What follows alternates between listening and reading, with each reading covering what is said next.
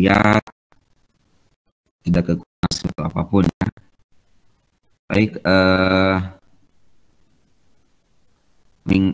pertemuan kemarin saya sudah membahas mengenai klasifikasi sistem linier ya. Jadi secara umum ada terkait dengan apa namanya kestabilan serta jenis dari nilai eigen matriks koefisien dari sistem dinamik linear di bidang itu terbagi menjadi 3 ini gitu ya, 3 kategori. Pertama, ketika nilai eigennya itu berbeda. Kemudian ketika nilai eigennya sama, dan ketiga nilai eigennya itu adalah kompleks konjugat. Nah, dari situ secara umum ketika misalnya apa namanya nilai eigennya itu adalah real dan berbeda, maka ada beberapa jenis yang mungkin. Yang pertama itu adalah repellor yang tidak stabil, yaitu ketika nilai eigennya itu positif semua. Kemudian kasusnya itu adalah saddle node, itu ketika nilai eigennya itu berbeda tanda. Kemudian atraktor ketika nilai eigennya itu adalah semuanya negatif. Ya.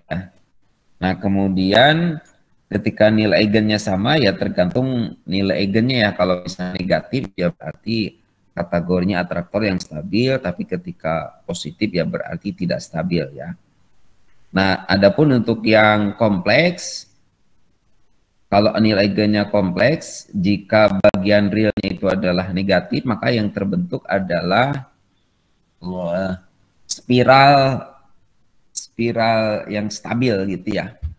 Tapi ketika bagian realnya itu adalah positif, maka spiral yang terbentuk adalah spiral yang tidak stabil.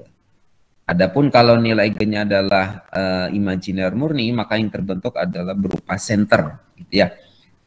Dimana solusinya itu adalah solusi periodik. Oke, sampai kemarin disampaikan. Kira-kira ada yang ingin ditanyakan terlebih dahulu? Ada yang mau tanyakan nggak?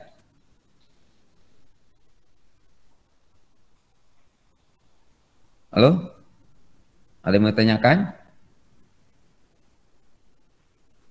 Belum ada, Pak. Belum ada, Pak. Belum ada ya. Nah, untuk solusi sistem menggunakan apa namanya? Menggunakan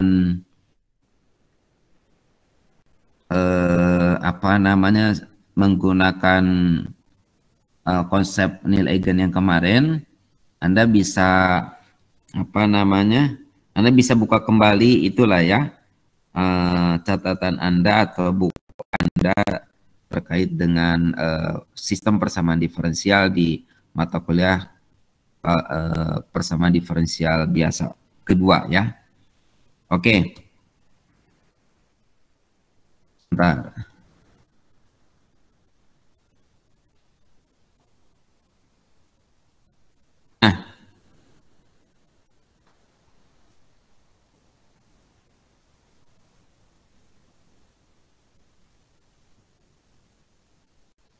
Baik.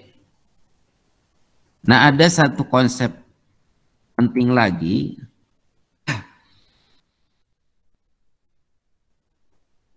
Ada beberapa jenis matriks koefisien dari sistem, yaitu matriks A-nya, yang dia memiliki bentuk-bentuk khusus yang disebut dengan bentuk kanonik Jordan, ya.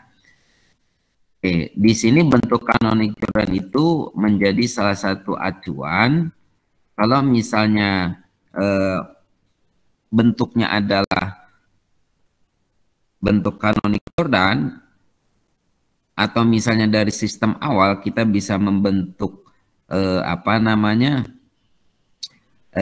matriks M yang membuat apa namanya sistemnya itu berubah menjadi sistem yang matriks koefisiennya itu yang khusus, yang memiliki bentuk tertentu yang disebut dengan bentuk kanonik Jordan.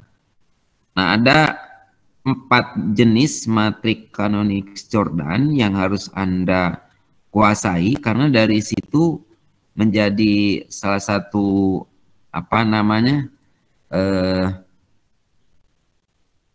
basic dasar untuk bisa memperoleh solusi sistem gitu ya, menjadi lebih sederhana gitu ya.